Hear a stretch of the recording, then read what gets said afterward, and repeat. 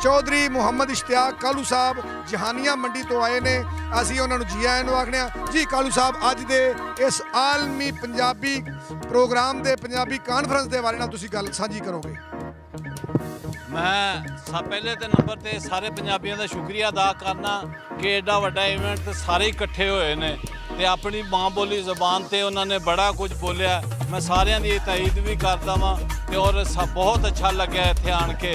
ते ये वेखो पहलां लोगों को लोग घट हुंदे सन लेकिन रौनकां बड़ियां हुंदियां सन, एक दूजे नाल प्यार बड़ा हुंदा सी। इस करके जितने भी पंजाबी ने पंजाब दे विच इत्थे पंजाबी ज़बान दे उत्ते साडा मैं ते सारे जिन्ने भी हुक्मरान ने उन्होंने अगे अपील करदा कि साडा सबजैक्ट दे विच पंजाब दी सबजैक्ट होना चाहिए। लेकिन मैं सारिਆਂ दी नज़र एक कथा करदा, रख याराने पंजाबियां नाल तेरी कदर न करन ते तां आखी, मंजिल दे हर मोड़ उत्ते तेरी खैर न मंगण तां, सुख सारे जिंदगी दे जे तुहाडी नज़र न करिए तां आखी, दो कदम साढ़े नाल चलन ते सही पूरा सफर न करिए तां।